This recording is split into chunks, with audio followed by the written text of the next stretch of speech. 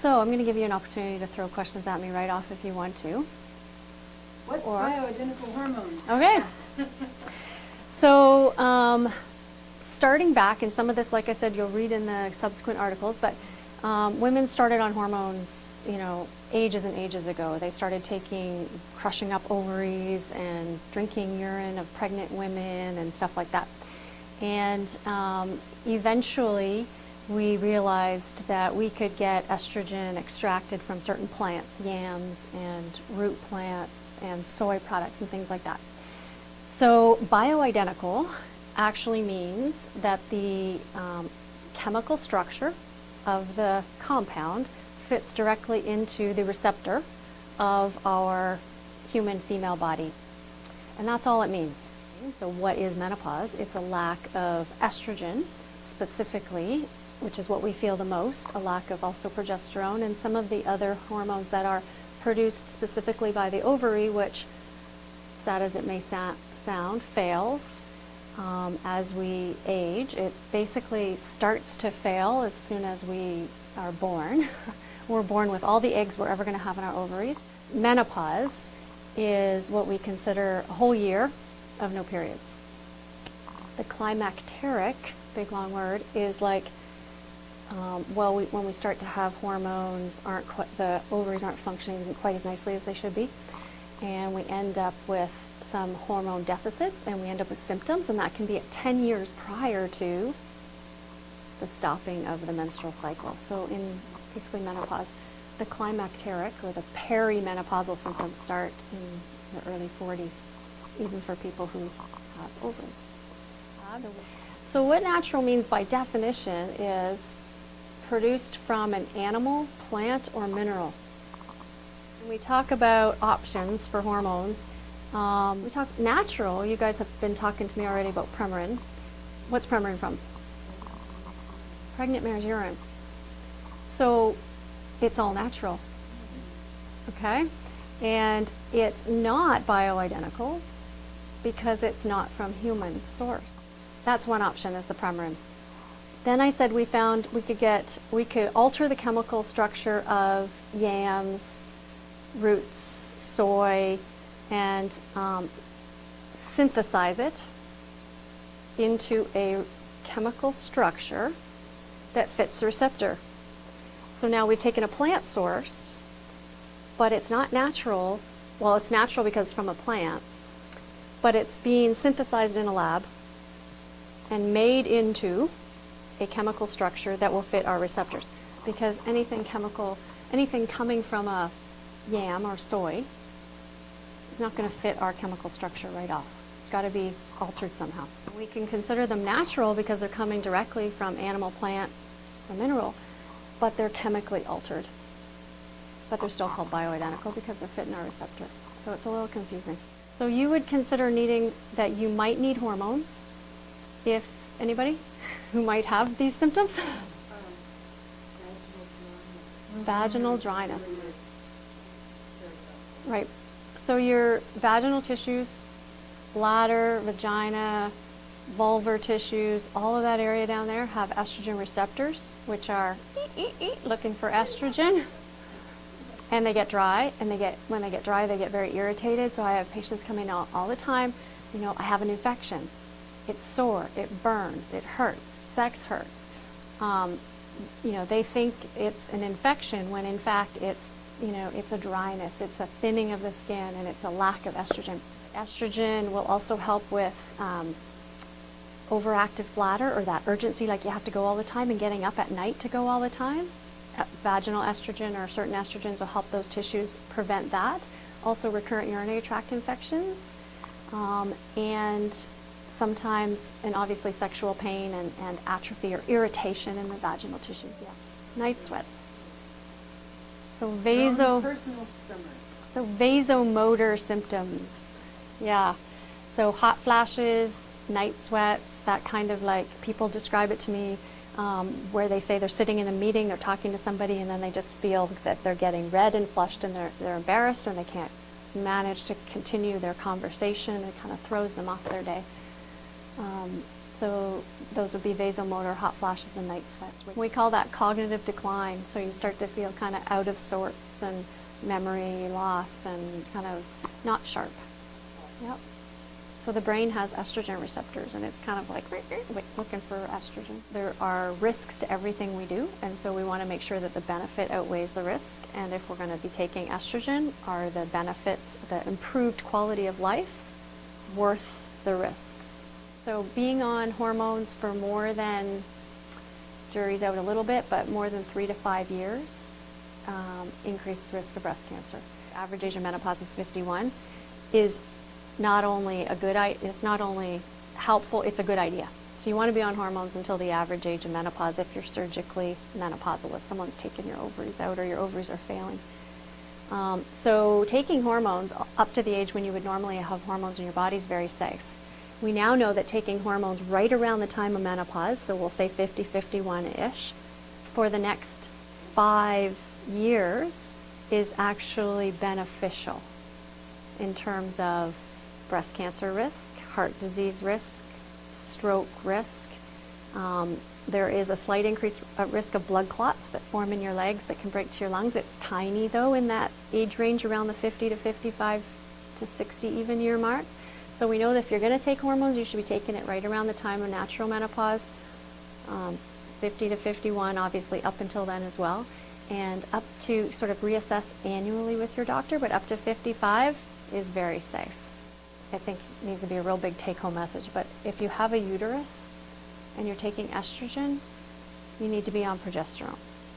It's been proven now that if you're on estrogen, you need to be on a form of progesterone that's oral, that could be bioidentical, that could be natural, that could be plant-based, but oral, so that it protects your uterus from cancer. When you walk into a health food store or when you go to even an approved compounding pharmacy, the compounds that you're getting are not always FDA approved. So compounding pharmacies are FDA approved facilities, but the actual creams that they give to people that are not on a prescription, that are like biased, triest, those kinds of things we can talk about in greater detail. They're not dose regulated, they're not purity regulated, they're not filler regulated, they're not regulated to the point where you know exactly what you're putting on your body. So when you say kava kava or black cohosh, independent studies have been done on a lot of these remedies to show that they can have anywhere from 50 to 300% what the label says. Many patients come in and say, well, this is what I'm on, and it's not working. It worked for a while, but it's not working well enough anymore. So we switch them to a different bioidentical estrogen in a dose equivalent, dose regulated form, so that I kind of know what their body's getting. It can be individualized, but very often we want to know if I'm giving you, 0.3, that you're getting 0.3, not that you're getting, this much rubbed on of an 80-10-10. Because I don't know what that is, and I don't know what that's doing to your stimulating your uterine lining or your breast tissue. I don't have any data on that, and we want estradiol, which is the most potent one that's going to meet the receptor best. It's the one that our body needs most. So the patients I'm referring to will come in and we'll switch them to a low-dose bioidentical estrogen where I know what I'm giving them. Automatically their symptoms are gone because probably the compounded version that they were using was in this weaker form that wasn't actually impacting their physiology well enough to be actually making a difference in their lack of estrogen. If it's working, if it's safe, and if it's not costing you a whole pile, then I would never ask you to stop something like that. There's been some really good research done on soy because everybody wants to patent soy, and it's showing that it really doesn't impact hot flashes or vasomotor symptoms or menopausal symptoms. Doesn't mean it's not good for you. It's one of the great superfoods, and it's fantastic for lots of reasons. But as we talked about, the chemical structure of the phytoestrogens in soy or yams are not the same that fit our receptors. And I've got a 2-pager On the bottom, you'll notice the website, menopause.org. It's a very reputable website for the North American Menopause Society. I don't tell people to stop something that's working, safe, and not too expensive. But for safety reasons, I don't know what's going into your body with your compounded version. And I can get you an FDA-regulated, dosage-regulated, purity-regulated, controlled compound that's bioidentical, plant-based, and I can dose it for you so that we have symptom control, and I know what you're getting, so I also know how much estrogen or progesterone you need to balance it. So when the regulatory bodies we're talking about, and again, I bow to medical literature and medical evidence. That's kind of where I come from. I'm wide open to all kinds of alternative things. When someone comes to me, and we talk about what their symptoms are, their risk-benefit, their whole history, their breast cancer risk, their first degree, second degree, whatever. We go through all of the potential risks for them in life in general. We go through their exercise, their dietary, all of that's really important for menopause. And then I do blood tests. So we have shown that salivary tests are notoriously inaccurate. And so we don't monitor hormones of any kind with salivary testing. If the woman is really concerned that she wants to know, am I menopausal? Well, there's no one good test. Sure. Because it's fluctuating all the time, but I'll say, hey, let's throw in a day 3 FSH. It'll tell you what your ovaries are telling your pituitary gland. If your ovaries aren't giving you much estrogen, then your FSH is going to be higher than 25. And that will just give the person, not so much me, because I know they're in menopause if they're having hot flashes, night sweats, and vaginal dryness, but that'll give that person a number. Menopause helps us to put on not just belly fat, but wherever you're going to put your fat. It helps. Unfortunately, we gain weight as we become perimenopausal and menopausal. I think that a lot of it has to do with the fact that our metabolism drops as we get older, and so we don't need as much, but we continue to eat. Even if we reduce what we eat, we haven't reduced it enough. To our basal metabolic rate is so low that we need to actually reduce what we eat so much that our weight, fat, is energy in and energy out. Period. Right. Let's say I burn 500 calories, which would be too high, but let's say I burn that on a run.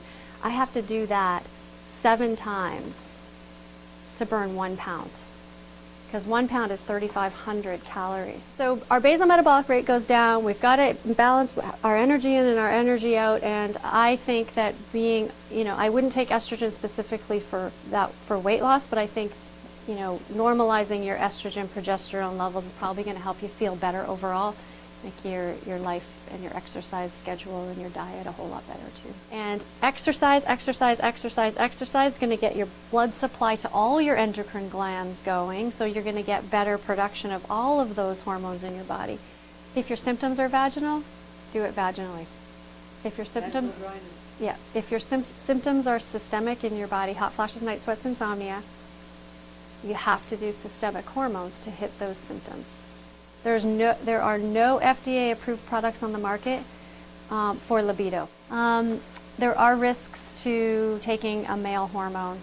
There are risks to all hormones, but there are risks to taking a male hormone. There's really good studies right now because every pharmaceutical company in the world wants an FDA approval for a libido product. But there's some good trials that show that topical testosterone, we only have male products available, but we give it in sort of tiny versions for females, are protecting from breast cancer and protecting from endometrial cancer, because why not? It's a male hormone, which is competing against the female hormone, which is causing those things. And I'm excited about the fact that we might be able to supplement testosterone. That excites me, but it's teeny tiny part of the treatment when we're talking about a relationship that is so complex.